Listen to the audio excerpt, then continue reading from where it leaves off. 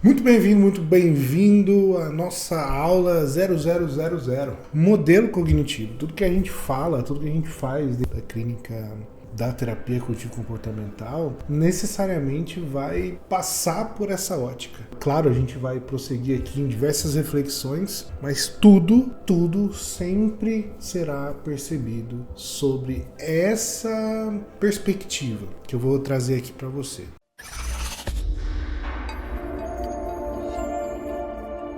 Dá uma olhada aqui, vou até compartilhar a tela aqui com você, porque sempre que chega uma coisa nova, a gente vai chamar de uma situação. Então, alguma coisa aconteceu. Vou chamar então aqui de ocorrido. Então, assim, tal coisa aconteceu e eu tô aqui, Sérgio, a minha mãe chamou a minha atenção. Ou a minha esposa tá brigando comigo. Tudo é um ocorrido. A gente está discutindo muito.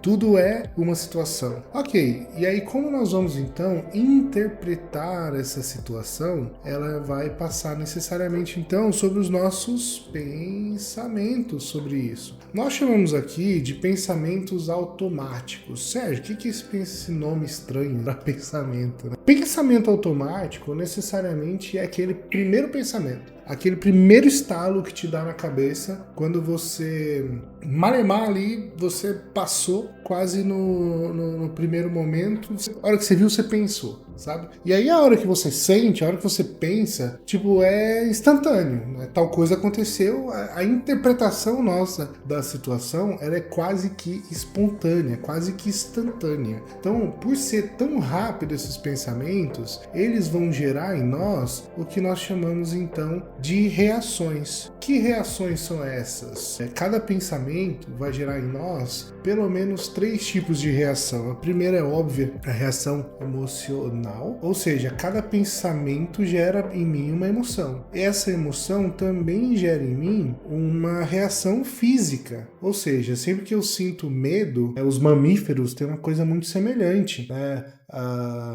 Quando eu sinto medo, a minha pupila dilata, o meu coração acelera, eu tenho reações físicas diante dessa emoção que foi gerada diante de um pensamento. Assim como eu tenho um comportamento, ou seja, uma reação comportamental, ou seja, o que eu faço diante disso. E aí, obviamente, parece uma coisa muito teórica. Só que isso aqui, gente, muda tudo. Por quê? Não é o que ela disse que faz com que eu me sinta assim. É o que eu penso sobre o que ela disse. Ou o que eu penso quando ela disse. Logo, eu vou e eu faço. Então eu tenho aqui, eu faço alguma coisa. Essa reação que é comportamental, ela pega e gera, olha só que curioso, ela gera uma nova situação. E aí essa nova situação, ela vai gerar um pensamento. Então tudo que a gente observa, por isso a terapia cognitiva comportamental. Nós olhamos para aquilo que acontece, ou seja, para o ocorrido, sobre a perspectiva de que esse ocorrido gera um pensamento. Esse pensamento vai gerar em nós uma reação comportamental, uma reação física e uma reação emocional. Então, da onde vêm as emoções?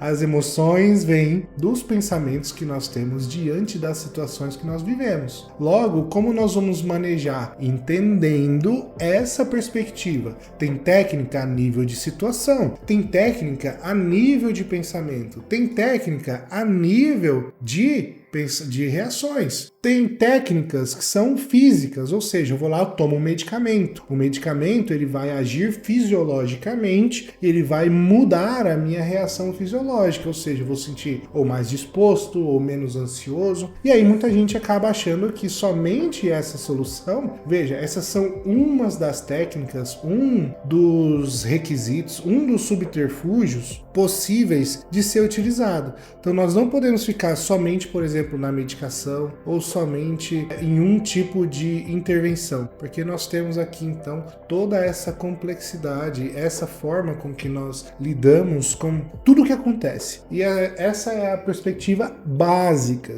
da terapia comportamental. Lógico, Não é só isso. Por trás de tudo isso, nós temos o famoso modo, né, que é a nossa personalidade. Tudo isso vai acontecer numa pessoa. E aí a gente vai escalando também. Eu vou começar aqui, existem outras estruturas em volta, mas a gente chega lá. O primeiro passo que a gente precisa dar, esse ponto em comum de que eu tenho duas pessoas no elevador. Esse elevador para. Uma pessoa começa a pensar, ai meu Deus, eu vou cair, eu vou morrer, vai faltar ar. E a outra pessoa pensa, putz, vou me atrasar pro dentista. Eu tenho duas pessoas na mesma situação, no mesmo ocorrido, que é o elevador. Eu tenho diante da mesma situação. Uma pessoa está pensando, eu vou morrer. A reação dessa pessoa, emocional, fisiológica, comportamental, é uma. A reação da pessoa que está lá pensando, eu vou me atrasar, é outra. Sérgio, então você está dizendo que tudo que nós vamos fazer então é pensar positivo? Não necessariamente, né? Então, lógico, eu vou então pensar positivo. Não necessariamente, porque o pensamento positivo, ele é tão disfuncional quanto um pensamento negativo ou catastrófico. Vou te explicar. Diante ali da situação, do ocorrido, sei lá, atravessar uma rua. Tá, eu vou atravessar a rua, eu vou ter um pensamento positivo. Eu vou então me preparar, eu sou um atravessador de rua, eu vou conseguir, tudo vai dar certo, olha no espelho, faz lá, pensamento positivo, hein? Atravessa a rua. O que acontece diante dessa situação? Eu vou lá, se eu estou pensando muito positivamente diante dessa situação de atravessar a rua, eu vou lá, eu fico muito emocionado, fico motivado, ou seja, o meu emocional aqui vai ficar vou ficar todo disposto para atravessar aquela rua, e aí o meu comportamento, de tanto que eu subestimei a importância de atravessar a rua, eu vou lá e não tomo os cuidados necessários. Eu estou me colocando em risco, um risco real, um risco do qual esse medo de atravessar a rua, o emocional, ele tinha essa função evolutiva, de me precaver, de cuidar de mim para que eu não me exponha em situações necessárias. De contrapartida, ou seja, algo que protege da minha existência, né? Estatisticamente, meu avô, meu bisavô, sabe?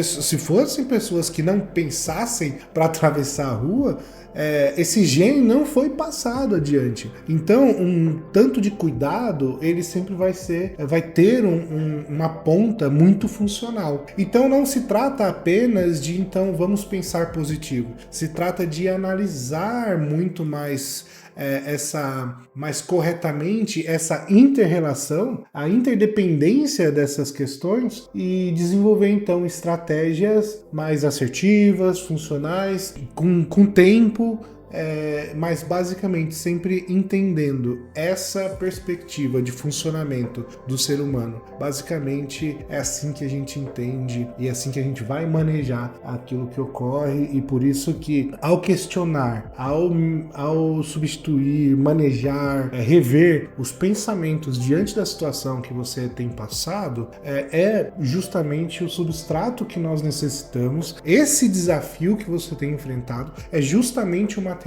que nós precisamos para, em terapia, desenvolvermos essa habilidade que você está requerendo. Então, não é um exagero pensar de que aquilo que você tem ou não tem, aquilo que você é ou ainda não é, está muito relacionado àquilo que você sabe ou ainda não sabe. E sobre essa perspectiva que a TCC tem ajudado milhares de pessoas a vencer os seus medos, traumas, a vencer a ansiedade, a manejar melhor emoções depressivas, a cuidar da sua relação com o trabalho, burnout, etc. Tem muitas comprovações da utilização e da efetividade terapêutica desse modelo interventivo.